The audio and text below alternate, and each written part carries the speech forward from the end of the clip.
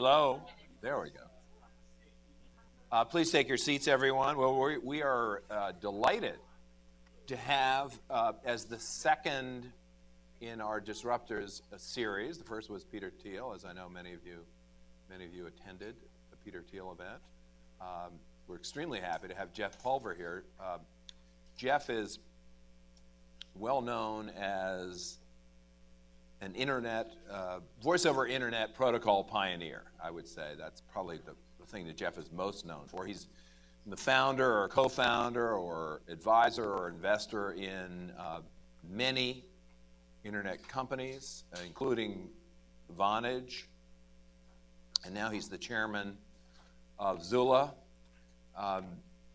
Before we start, I just wanted to remind everyone who doesn't know it that this is a production of the Center for Internet Technology, Internet Communications and Technology Policy at the American Enterprise Institute. And I'm Jim Glassman. I'm a visiting fellow here at AEI, and I urge all of you to look at our wonderful blog, Tech Policy Daily.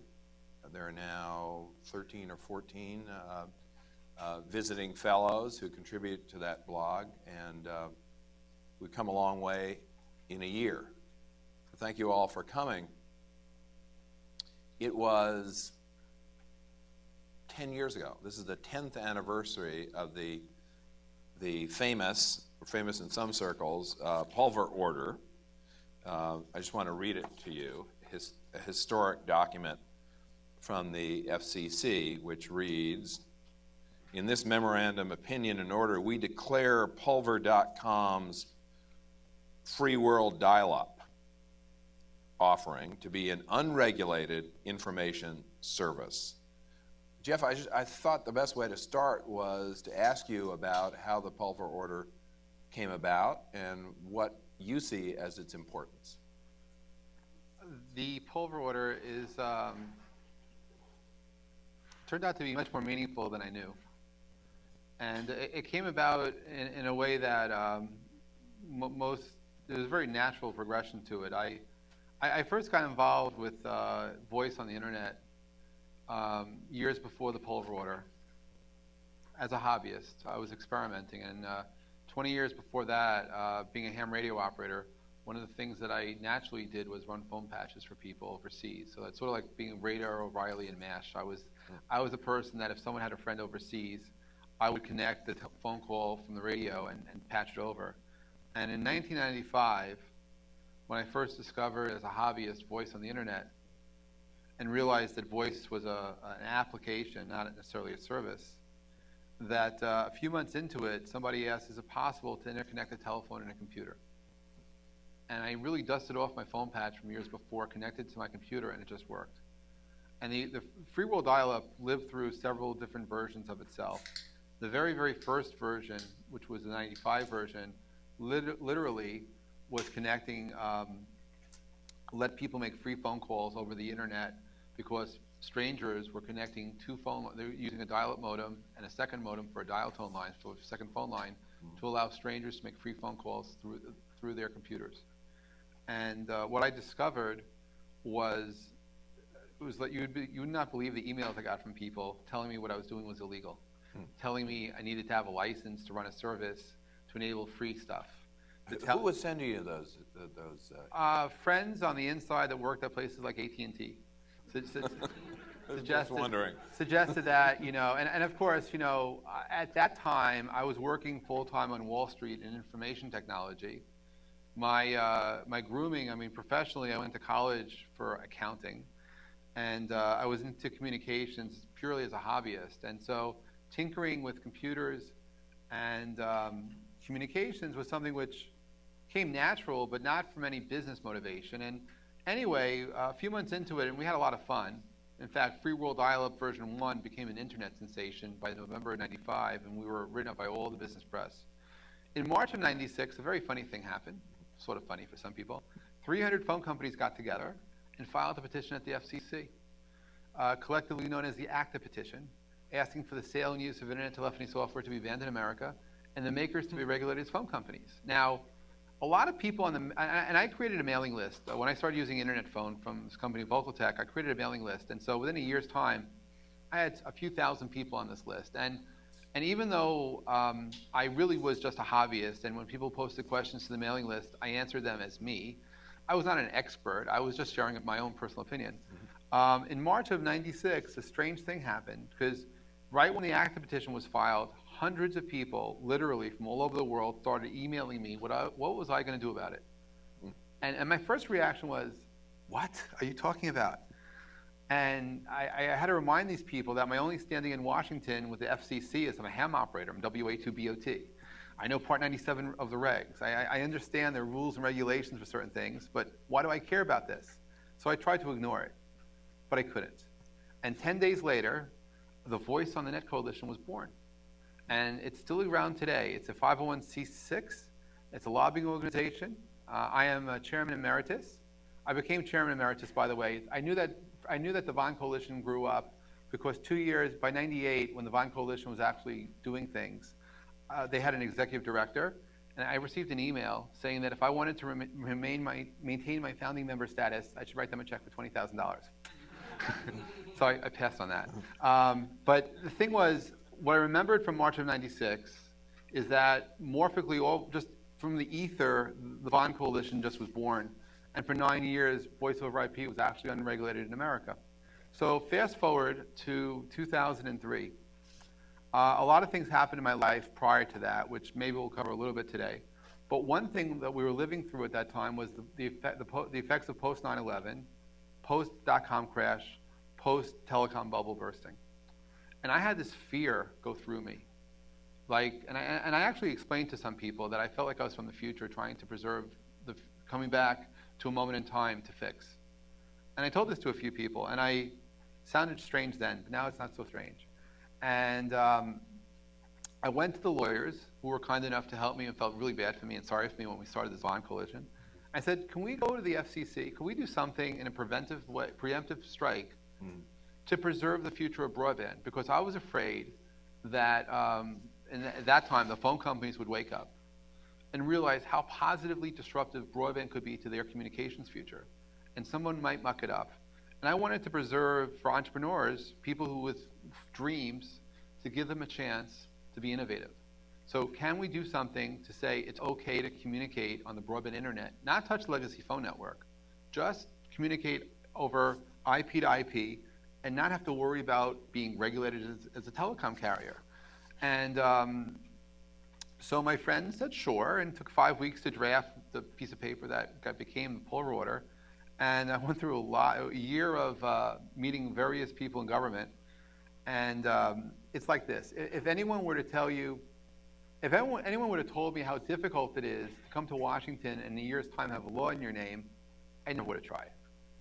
Never. I mean, how crazy is it, right? In 1 year's time, and there are not too many orders named after people, so I'm very proud of that. But the humbling part about the whole thing is that I never thought about how hard it was to do, ever. I just did it. I mean, friends of mine in Israel consider me the Forrest Gump of communications. And I sit before you very humble, but I agree. I like that because in my life, almost everything I've been successful at or known for was something I didn't know about before I started. And this blind innocence and ignorance of not knowing how hard something is has enabled me to do almost anything, which also makes it really hard to fight against me. And in the case of the Pulver Order, what I really loved is the fact that when it was granted, it preserved the future for many things, great things to happen. And to this day, you know, if there's anyone that sits here today, any of you guys ever use FaceTime? Or Snapchat or Skype? And any of you actually pay to use FaceTime? You're welcome.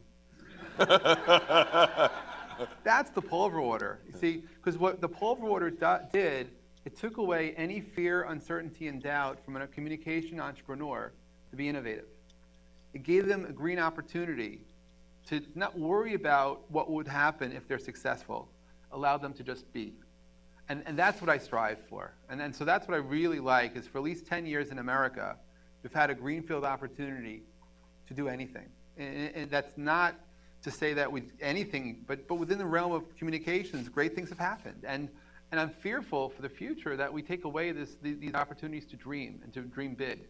Oh, so that's what I wanted to pursue, because absent the Pulver Order, or if it had gone a different way, really would have put a tremendous damper on innovation. So what do you think is what's the biggest threat to innovation right now? Well, there are several things. On some level, pure ignorance. Absolute pure ignorance by millions of people that are following the lead of certain people because they don't know better. Because what's happening in the public policy arena in Washington, which is why I came back to DC. See, I figured 10 years was a good time to celebrate. So I actually came down to Washington a few months ago to put together a party for the Pulver Order to celebrate 10 years of innovation and broadband communications. And I thought it was great. In fact, I still want to have a party. But what I discovered... Consider this a party. Well, I appreciate that. I do. Cake later. And it's fun. And the cake will come, but hopefully it's gluten-free. And we'll get to that. But the thing is,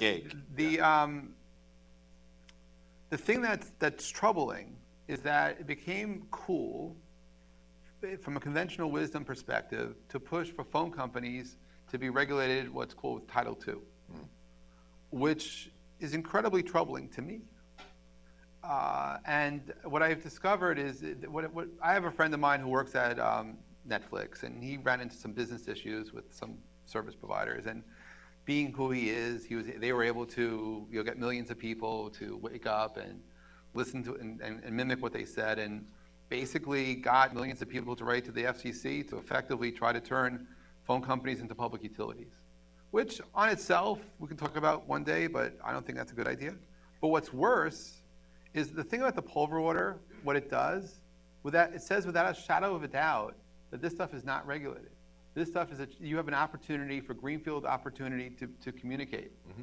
And one thing I learned by watching Star Trek and by going to the movies was a phrase, the needs of the many outweigh the needs of the few or the one. Then I am and always will be your friend. But the first part, and Netflix aside, which has a business issue with getting connectivity on an access level, if in fact Title II was thrown into the internet, what it would mean is people here who use FaceTime and Snapchat and Skype, I promise you some of those services will go away overnight. Overnight. Why? Because Apple has enough issues. They don't want to have to worry about being a regulated phone company. Snapchat, even they're worth $10 billion, they're not going to. They'll move their services offshore and not be in America. They're not going to worry about being regulated as a phone company, because what we're going to see is a dearth of innovation taken away. And I believe capital markets hit real hard, because fear, uncertainty, and doubt has a real negative effect on many things. And so the people who are in favor of Title II, which are a lot of consumers right now who don't know better, they're playing checkers. We play chess. You have to think more than a half a step ahead about what the impact is. And so even if they were to have short-term success by moving that piece forward, everything else changes. And I think that the world we're living in is better off keeping things the way they are and isolating a problem if someone behaves badly, dealing with it as a one-off with a business issue. We have systems for that, than trying to change the course for how we regulate. And if nothing else, look, I think that, as we know, the regulation of many things happen after the fact.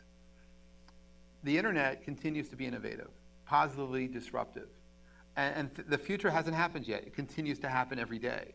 So it's not like we reached a moment in time where we can now regulate against it, because we're always moving forward. But the rules of regulation and communication started in 1934. And even in 1996, they touch on the internet, but they don't quite go there. Mm-hmm. We're going to need a rewrite of an Internet Communications Act in the future that will address these things. Until then, I would stay out of the way and not mess things up. So my fear, as much as I had that fear in 2003, which brought me to file the petition that became the Pulver Order, I had another fear after coming to DC this summer, was being quiet, not speaking my mind, and not telling other people, by the way, this is crazy, because even if you get what you want as a consumer, you're going to be screwed. You're not going to want that. But you don't think about that, because the people who are telling you to do this are not telling you the after effects. They're just telling you to do this for us tactically. And that's a mistake. And so if nothing else about doing what I've done all these years has shown me, is there's times to speak up. There are times to stand up and to be counted on, even if no one else agrees with you, even if no one else gets it. Because in my life, I found success not by finding people who buy into what I'm doing, but by doing, and then maybe people see what I did. And so I'm fearful of creating an environment where dreams are not allowed, where dreams go elsewhere, and where the after crushing effect of a few $100 billion of value moving away from capital markets will hurt everybody. So I would... And you think that would be the result of Title II? Title II. Yes. And in general, the sentiment that you're hearing from some about net neutrality. Yes. I mean, net neutrality is the weirdest thing because 11 years ago, I sat in this, not this chair, sitting at a table, and I didn't move, but the people opposite me did. And they've moved more than once. And so adversaries are friends, friends are adversaries. And for what? First, it was in definition, and second was in practice. I mean, the thing is, this is not the first time I was up against net neutrality. Dan Berninger and myself and a few others in the year 2000, we actually rallied on the steps of the U.S. Capitol. We held the first Internet Freedom Rally in June of 2000 at the U.S. Capitol. We did it again in 2001, because back then Townsend Dingle actually was a threat to our internet freedoms. Back then we stood up and we rallied the troops together to say, hey, wait a second, WTF, like what? and so this is, if there are reasons why people should be alarmed. But the good news is, nothing bad happened yet. Innovation continues in a very positive way. And I've been successful by being innocently ignorant and blissfully ignorant. And I want other people to have that same opportunity, the same opportunity to have dreams that can happen by following through on what they do. And I don't want to see public policy that takes away our dreams. I'm sure that the audience will have some questions about this subject, but let me shift to a different one. You just recently, I think, came back from Israel. You just mentioned Israel. And what do you see regarding innovation there? It is culture. Innovation's in the DNA of many of the people who I know. I've been very fortunate to, I've invested the last number of years in over 60 different Israeli startups. I actually have my own Israeli startup based in Jerusalem called Zula. As much as like if in New York City today, if you go into in LA for that matter, if you go into a cafe, occasionally you run into people who are waitressing or waitering in these cafes. They're unemployed actors or actresses waiting to get discovered. In Israel, everyone has a startup. The funniest thing is you go into the cafes, everyone has a startup. You go into a taxi, they have a startup. I'm pitched all the time wherever I go. And it's part of the DNA, part of that culture. I mean, voice over IP, which people may not know, was born in Israel in 1980. And in the 80s, it was a top secret technology used by the Air Force. And then only commercialized in the early 90s, and then it became available in the rest of the world just implemented and added to it. And so Israel, for me, it's not a startup nation as much as a culture where anything becomes possible, and failure is accepted. You see, certain cultures do not accept failure. Failure is no option. And so people don't take chances. And there are people in Israel that fail, and they learn from failure. And I think the best things we ever learn in life is by failing. If all you did is always successful, it's very hard to learn. But that used to be, people talked about the United States that way as They used well. to. So let's sort of drill down here. Peter Thiel also was somewhat skeptical about innovation right now in the United States. So you're talking about culture as being a difference. Is there anything we can do in the United States to change the culture, to make us more innovative? Well, there are a lot of things we could do to change the culture. I mean, one of the things that investors have the benefit of in Israel, for example, if I was an Israeli taxpayer and I had $100,000 in taxes to pay, if I were to invest the same $100,000 in a startup, I get credit for paying my taxes. And so it's a rollover. It's a rollover, which is creating opportunity for people to invest in the future. And then if you think about that, and then if that startup had an exit, then you deferred paying your taxes. I mean, I actually, a couple of years ago, met with the governor of Delaware. And we were having a discussion because we believe, and he believed, that Delaware was the startup capital of America, that most companies have Delaware C corporations. And that Delaware was sort of halfway between DC and New York, and it would be a great hub for innovation. And Delaware, where we were meeting, definitely could use that type of help. So at the time, they were thinking about, on a state level, implementing a change in the tax code to offer tax credits to people who, from Delaware anyway, who invested in Delaware startups. I like that. On a federal level, we can do that. If you really want to see innovation happen in America, we could adopt, at least give investors a chance to take a chance. Because I believe the best gift you can ever give anyone is to believe in them and to have a chance to invest in somebody's dream. And in some ways, with no downside, because you had to pay your taxes anyway. If you're now going to actually invest in someone else's dream and pay your taxes and be a good taxpayer, what's wrong with that? So I think that of itself could be a major game changer in America.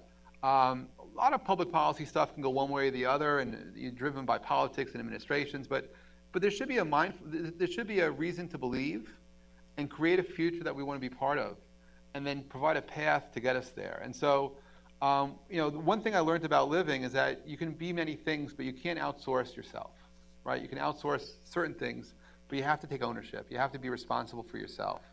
And when it comes to creating an innovative America and living a dream, we should always be looking for ways to let people dream and dream freely and be the place that people from all over the world come to make those dreams come true.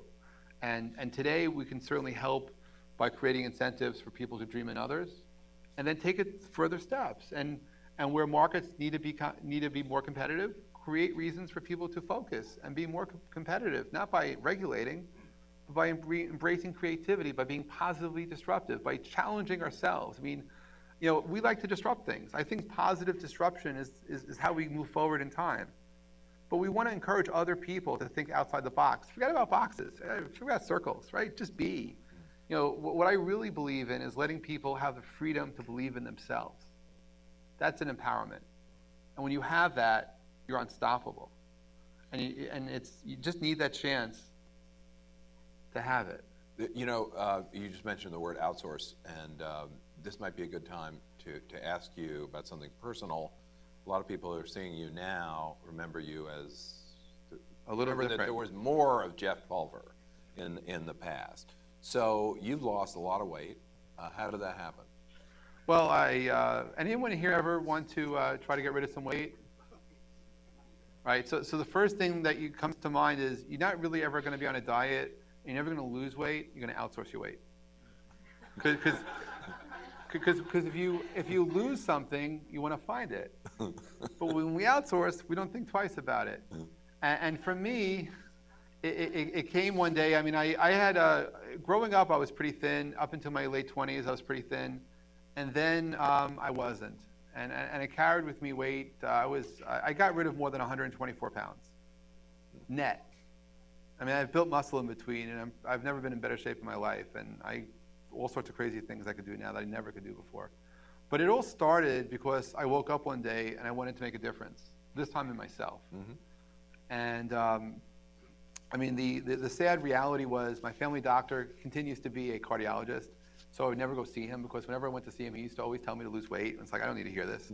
And then in the spring of 2012, life was kind of challenging for me. I mean, I live in New York, and I would go to Manhattan. If I had to walk 3 blocks, I would take a taxi because my Achilles heels hurt so much that it was hard to walk. That was the only pain I had. I was really doing okay otherwise.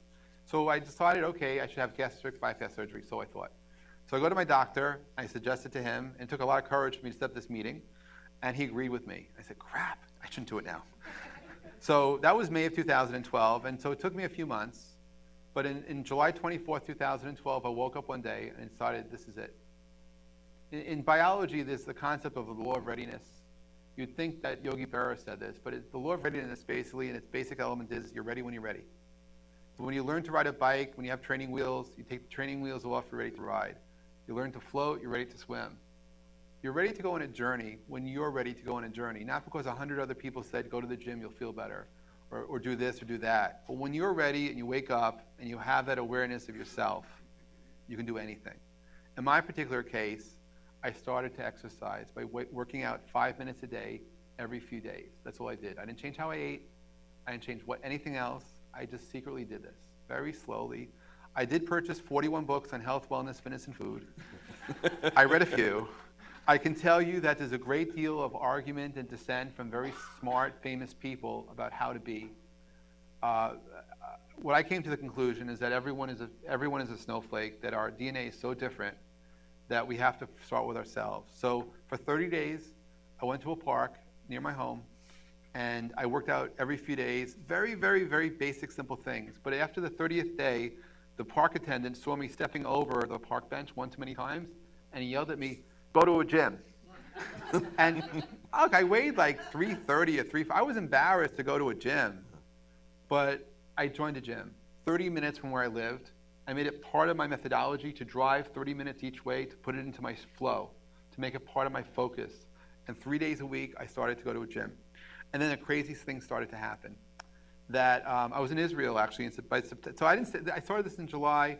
By September, I lost a few pounds, maybe 10 pounds. I didn't tell anyone anything.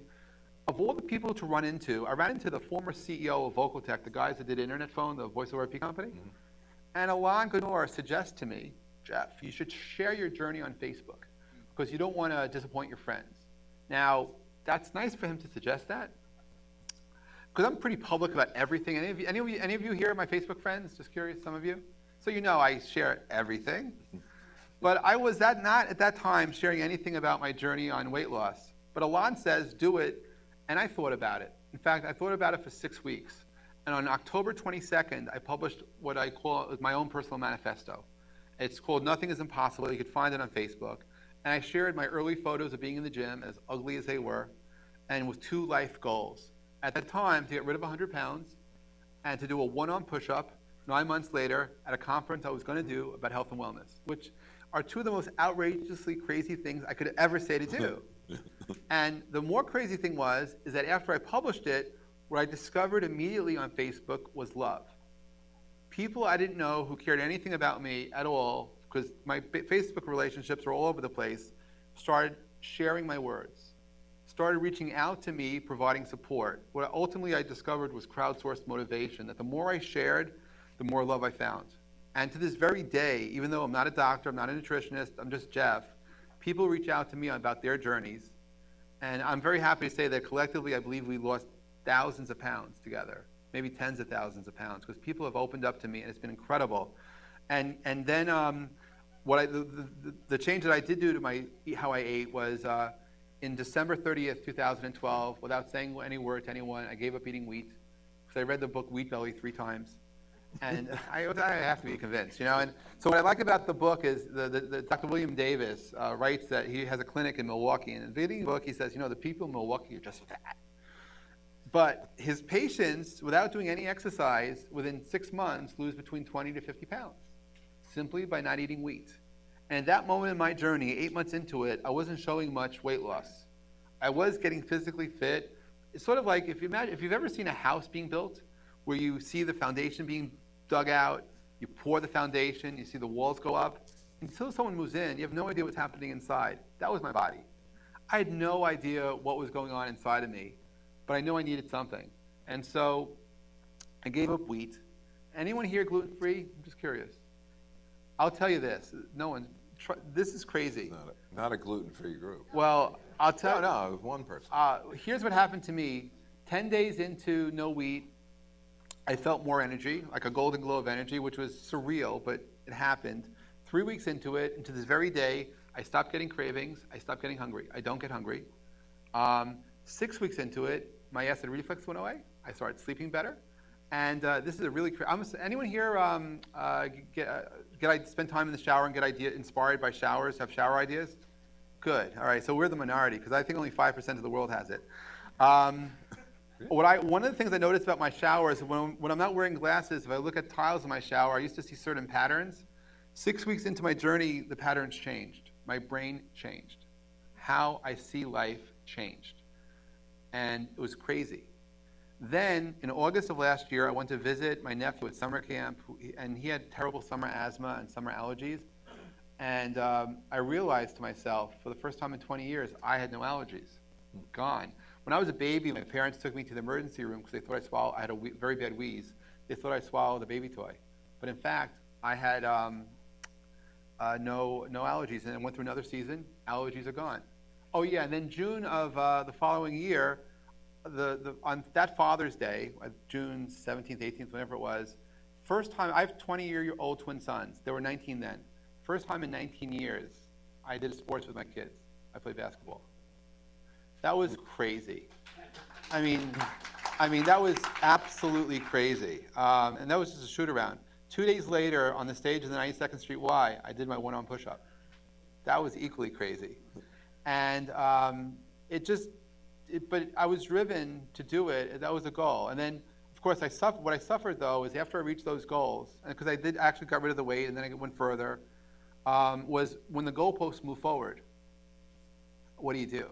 And how do you deal with it? But I found ways to deal with it. But it's a struggle, and it's not easy. But again, nothing is impossible, right? And I've learned to live with intention. I've learned to do things with full awareness. I take that with me wherever I go. It helps be obsessive. I've walked over 7 million steps since I've been tracking since March of last year. And since June 5th, I've done at least 10,000 steps every day before bedtime, obsessively. But at this point, it's really just about being, right? And so what I've learned about life, though, is that you really can do anything you want to do if you make it a priority. And whether it's a startup, whether it's yourself as a startup. I mean, at the end of the day, I think the best investments anyone could ever make is in themselves, right? See, my dad passed away of cancer in '98. He was 62. But when he smoked, there were warning labels on cigarettes warning smoking can give you cancer. So he smoked, not with the intention of having cancer, but it was known. I believe most people eat in America without that knowledge, without that awareness. They just eat to eat. I mean, there's an obesity problem in the inner cities in America right now because people growing up in a world where their parents, for whatever reason, are not focusing on their nutrition. I think we can nail that. I think we can learn to eat with intention. I think we can learn to eat by being there and putting your mind to it. So I do eat wheat once in a while. I've eaten, but I do it on purpose. So is there an internet business here? I think so. I think there's an internet business in helping people believe in themselves again, to reboot themselves. My entire life story is intertwined by rebooting and restarting at moments in time. And whether you're physically rebooting your body or rebooting your mind, yeah. And there's an internet business in believing in this stuff and finding others to share. I've actually spent a lot of time in the areas of, we call it health and wellness and spirituality. I became friends with Deepak Chopra, and there are a lot of people I feel connected to, and I work with people. I do it all for free, but I try to help people find purpose sometimes. Sometimes people need stuff, and I help them. It goes across the board what I really do. But let's turn to the audience. Some members of whom have purpose, and see if they have questions. So just raise your hand and wait for the microphone. In the meantime, Jeff will talk to us about. Do we have a microphone? I'll go get the microphone. Thank you. In the meantime, I wanted to ask you about. You're talking about you're investing in 60 companies in Israel alone. Yeah, I've invested in over 300. I mean, plus. So what's really exciting right now? What are you investing in that you'd like to tell us about that you think is? Well, the most of my investments, my primary purpose for investing is not what most people invest in the sense that I invest in dreams. I call myself an OBGYN investor. I am probably the only person here who's an OBGYN investor. What am I talking about? Years ago, I used to have a record label. I used to love going to cafes and finding up-and-coming artists and signing them and being the person that empowered their dream. And unfortunately for my record label, we never found anyone who made it, at least during the 7 years. I never knew that you were in the record. I had Rev Up Records. It was Pulver backwards without the L. But I wanted to be disruptive in the music industry. I had an internet rock radio station I ran for years. But I loved the opportunity to invest in a band and in the dreams and seeing what people smile, and I was serious, and I wrote checks, and we made music. It was beautiful. Whether I'm walking into a cafe in Manhattan or a place in Tel Aviv or a train station here, when I see groups of people getting together for the very first time, trying to figure out what it is they want to do together, that's when I invest. I invest at the inception of the company. I believe, and I live it, that the best gift you can give anyone is to believe in them. Sometimes it's the first person to invest in a startup so that they know that there's something there. Even if they pivot. I mean, I draw analogies between rock bands and startups all the time. Because when I meet a startup, I always ask, in fact, any of the startups I've ever invested in, they know this. I ask them, who's the lead singer? Because in a band, the lead singer doesn't have to play an instrument. They just have to lead. They have to have stage presence. They have to have that wow. So I want to know who is, so in my startups, I don't care whether or not the CEO can code or not. I just want to know if they're going to lead. And I always ask them, who's the drummer? Or who's the COO? Who's the one responsible for keeping that beat? And if they're still in the room with me, I then ask them, are they a cover band?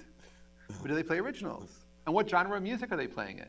Because I meet startups, some of them that want to be just like somebody else, and others that are completely original and pioneering. And the one benefit of being a record label, at least there was one, was that if you find an artist that makes it, usually it's by the time the third album comes out, you make your money back. In the case of an investor in a startup, you want to you hope the team stays together long enough so they make the third pivot. So they get to figure out what it is they're going to do. So when I invest in startups, I'm investing people, the ideas, but really in my belief that these people can figure out what they're going to do. And that's the big thing. I mean, I probably lose a bet, but because I think that there are people here probably who went to college that are probably practicing in the profession they studied. Most of my life, I run into people that went to university, but find their own path doing something else. And I believe in that because it gives you the chance to discover stuff. We'll get to you.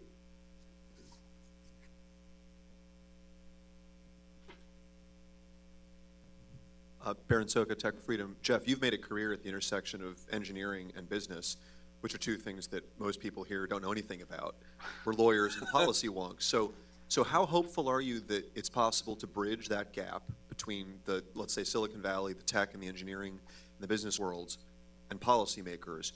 Or do you think that the answer is really to just make sure that our ignorance doesn't matter so much, that we can't do so much harm if we get the details wrong? I think that we're always at risk of not doing enough or doing too little. And I do believe that ignorance can be bliss, but very harmful at the same time. So, you know, the best thing I could do is hope that there are people who come to Washington who have entrepreneurial experience that want to get involved and share a viewpoint that's maybe outside the Beltway. I also encourage anyone who considers themselves a policy wonk to go to Silicon Valley, to go to New York City, go to Tel Aviv, and get a job. Do a startup. And get a feel for what it's like on the other side of the table. And then go back and be a policy wonk. Maybe you'll approach life differently. Maybe you'll have an enlightenment. Maybe you'll be able to accomplish what you really want to do, but understand how other people think. Because I think at the end of the day, many of us are on the same page, but we use different words. And we all want to create a world where we have certain core values. And I think that we need to find a way to find that common ground and move together so we get there while we're alive. So do you know people, have you met people now in Washington, let's say public officials, that you think kind of get it? I've met public officials after either before they became public officials or after they were public officials who definitely get it. The trouble that they run into here in DC is the reality of the job that they have, and the history behind the job that they're sitting in, and the way that things are not necessarily the way they even want it to be, but they rationalize that this is the way it is, and they come into it with that, and that's a mindset which will not be broken for a long time because people are willing to accept that mindset. I think that if you have the balls to be totally disruptive in a positive way in the policy wonk business, you'll be successful. So you think Washington could use some disruption, as we're using that word here? Look, every few years, Washington gets disrupted, for better or for worse. But not very much, as it turns out. Well, Let's go to the audience. Yes.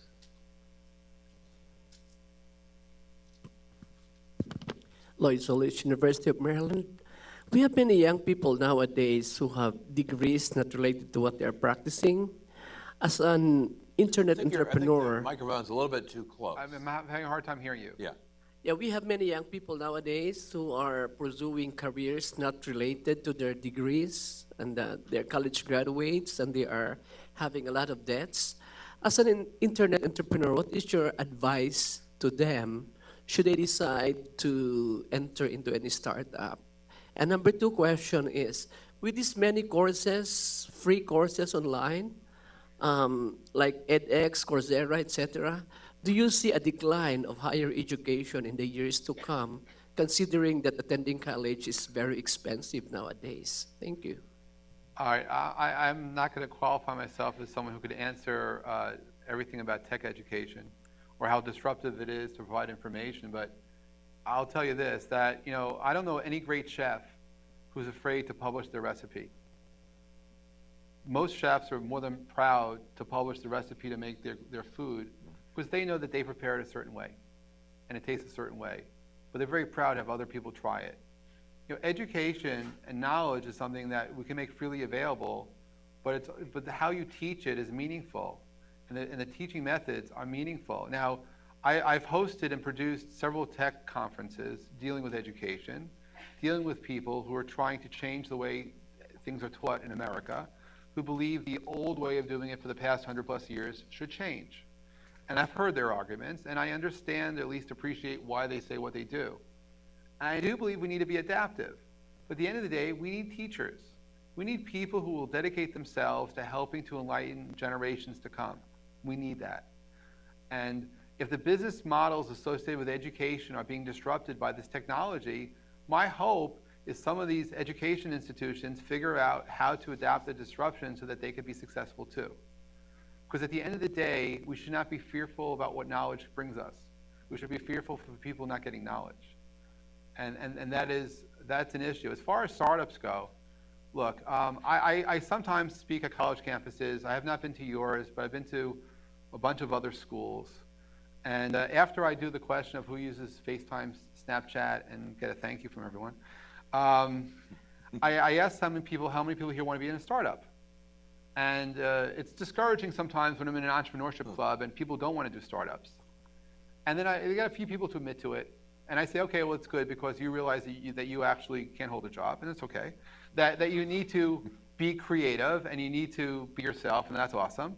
But for everyone else who wants to work for someone, at the end of the day, you're still going to have a startup mentality in the sense that you have to be the CEO of your life. And if you're going to start a family, you're going to create a culture, and you're going to be hopefully a co-CEO of the family. And you're going to be responsible for that. So for some people, startups are great because it gives an empowerment to do many great things, to challenge the status quo and to create culture. But even when you're not doing that, I believe everyone is a startup. I think everybody here is a startup in your own way. The way you see life, the way you flow through it, the way you embrace things. And that it's not whether or not to be part of a startup or not, it's whether to connect your startup with someone else's startup and figure out where the synergies are and just find that place where it just connects. What I like about Israel, by the way, with startups is that in many cases, there's no age discrimination. I could be in Tel Aviv in 2 weeks and be pitched by a 72-year-old person or their 16-year-old great-grandson. Doesn't matter. They could even be together. There's no concept that if you're old, that you're useless. I personally, with my current startup, I was in Silicon Valley 2 years ago, meeting a partner of one of the most famous VCs in the world. And when he told me to my face, told me, Jeff, look, you're not 25 years old, having just left Facebook as a product manager, because if you were, I have $5 million for you. He looked at me and he said I was worthless. Amazing. Okay, yes, here. And then Last week, I was watching a panel. could you identify? I'm Mike Nelson with Georgetown University. Last week, I was watching a panel with Bob Kahn, one of the fathers of the internet, and he asked a really good question, which was, do we have a list of the 5 or 6 smartest things that the regulators have done for the internet?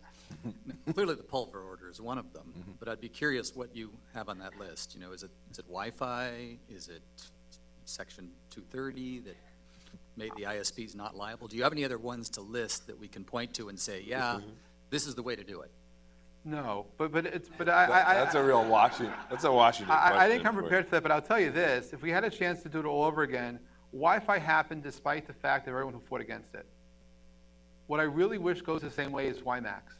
I think that the only way that WiMAX will ever live up to this potential where the technology can go is for it to be repositioned as a next generation concept for Wi-Fi and put on the open and free spectrum. And whether or not people can make money from the paid spectrum for WiMAX, fine. But I think that WiMAX, if you want to really extend where Wi-Fi is going, use WiMAX. What is WiMAX? It's a more efficient communication technology that's in the frame of Wi-Fi, but allows us to go greater distances with greater bandwidth and with more, if you will, it could be, today it's carrier grade. But it's a more reliable communication platform that evolved after Wi-Fi happened. But from this perspective, it's a communication technology that people could use to provide communication services, or information, or infrastructure, or internet services. People lost a lot of money on WiMAX, at least in America. Made some bad bets. But I think it's because back in the 90s, the Lucents of the world were offering for tens of thousands of dollars Wi-Fi access points that today are tens of dollars. They tried to harden it because they thought that Wi-Fi would be a service offered only by carriers. The concept of free connectivity, or that free public internet, that was a foreign concept. And so WiMAX, so the other thing, I think the big thing really is the government, for whatever it's worth, was able to, maybe by not acting, left the internet alone a lot. I like that. I think by letting nascent technologies evolve and jumping in when you have to, that's cool. Look, I am very much a fan of the government using its technologies and power to save us. If there's something bad that's going to happen in this world, God help us, I hope the government is looking and finding and getting rid of bad people. That they're attacking and using security in the most ways that may be a little too invasive for some of you here. But if our protection if it's between living and dying, I'm very much pro using technology to save all of us. How that happens, I'll let the government figure out. I don't know. But in terms of everything else, I don't believe privacy exists, even if I'm private a little bit. My kids act like there is no privacy, so I think that we will learn, and then we'll go back. I mean, the nice thing about history is we can look back and see what we did right and see what we did wrong. The challenge is having a policy going forward that's active, that makes sense at that time. Because everyone could look stupid, everyone could look smart when we look behind. But looking ahead is hard. So you have to find what you believe in and go with it. Yes. Good afternoon, sir. I appreciate you sharing your thoughts. They're very interesting. My name is Earl Kirkley, and I'm working with a small startup that's trying to, I think, run into a lot of they're not trying to, we are running into a lot of the same type of regulatory issues it sounds like you might have done, although in a different sector. It has to do with digital currency and finance. And I was curious, we are basically, without going into all the details, trying to change the way people use money, make it so there's less fees, it's easier, faster, more instantaneous. And of course, we're fighting the old archaic system of the regulatory statutes set forth for the banks. For sure. And those types of things. So I was just wondering what your thoughts were on ways to proceed. I know that's a loaded question, but just high level.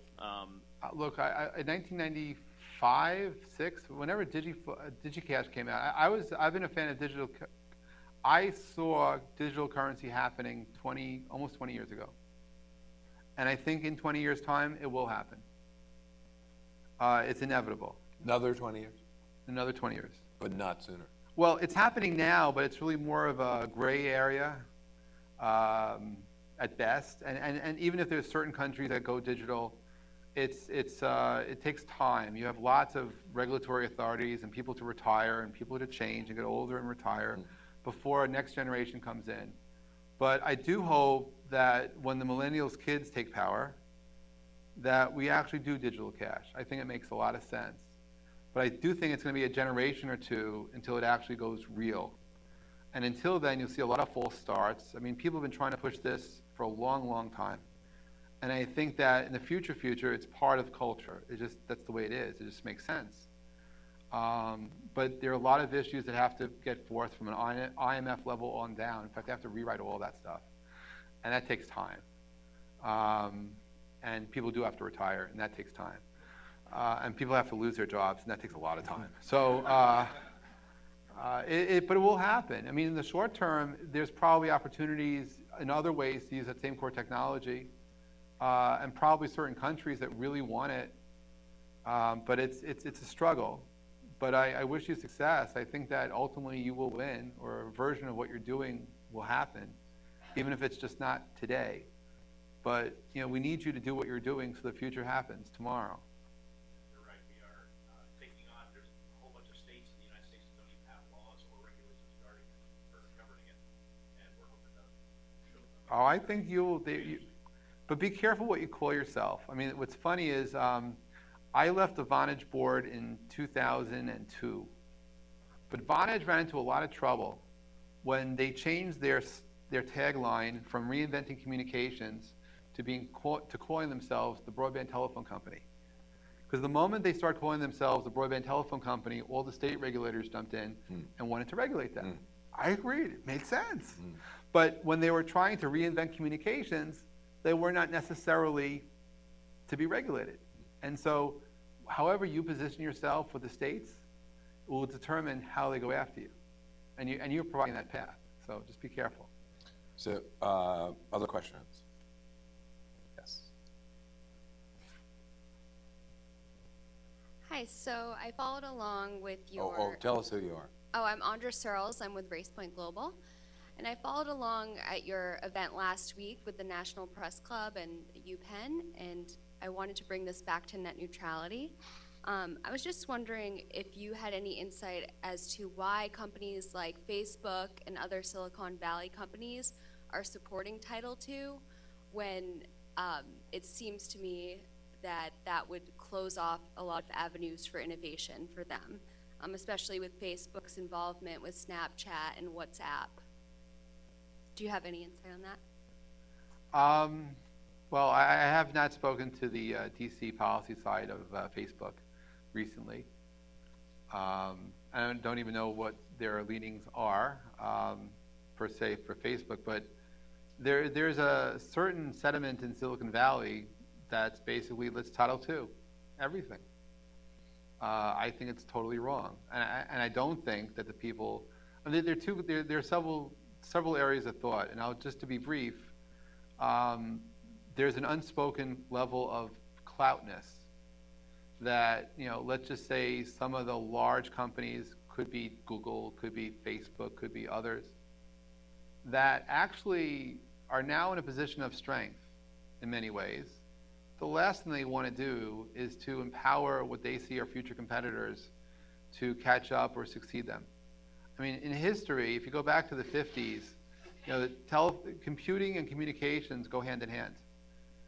Governments try to separate it, but in the end, computers and communication do well together. They just do. So to artificially separate stuff seems hard and just silly. I believe that from the same kingdom, a different but similar type of kingdom as the FCC might sit on, some of the large market cap companies in Silicon Valley may see the same thing. What they don't want to do is to be disruptive. But if they can use law today to create a competitive marketplace for themselves and effectively disrupt future competition, they're going to. It's called business. So I don't look at Silicon Valley going for Title II, making anything other than making a public policy statement. I believe it's a business statement. It means they're out for blood. And what they really are doing is trying to disintermediate the communication companies and basically take away any future threat. And I don't like that. That's mean and nasty. Isn't it also somewhat short-sighted that the communications companies themselves will have less of an incentive to invest, and that ultimately hurts those companies? It hurts them? I mean, look at the VON conferences. I was responsible for creating the trade show and conference business to put voice over IP on the map. We brought together thousands of people, but hundreds of companies, many, many startups. And the one thing that happened in the early days of VON is the phone companies came and they started to buy things. They invited these really small startups to come into their labs to prove the technology out, to actually take a chance and look at the future. If you take away people's incentives to invest in the future, that future's gone. And it's a really messed up world. I mean, I'm fearful of that. I mean, the trouble we're going to run into is several things, but we have I certainly don't want to take away incentives to invest. I don't want to take away the whole landscape of opportunity for the future, because that's just a gray, dark, black world. I don't like that at all. I like purple worlds. But I also want to believe that we have an opportunity to have a positive future where we do work together. I mean, I'm worried about search neutrality. You want to talk about net neutrality? I call bullshit on that. I'll deal with search neutrality. I want to know, what prevents, whether it's Microsoft, whether it's Facebook when they do search, Twitter on their search, Google on their search. Fairness, equal rights, open access. The way that they drive the internet today, the way that they dictate the weighting for certain algorithms to work for SEO optimization, that's where the power is. You want to talk about net neutrality? I'll talk about search neutrality, okay? But I don't think that's a fight you want to have. So you think the government should be involved in search neutrality? I think the government should lay their hands off the internet and not fuck us up. I can't think of a better way to end. Thank you, Jeff Pulver. This has been a really inspirational and exciting hour, and just what we hoped that the Disruptors series would be. And I think when you said, the last thing you said, I think was very punchy. But you also when you said the government left the internet alone a lot, and it has worked out pretty darn well. Yes. And so, that's something that we certainly believe at the Center for Internet Communications and Technology Policy, and I think it's a great credo. But thanks for giving us a tour of lots of different things, and it was, as I said, an exciting hour. Thank you very much. Thank you.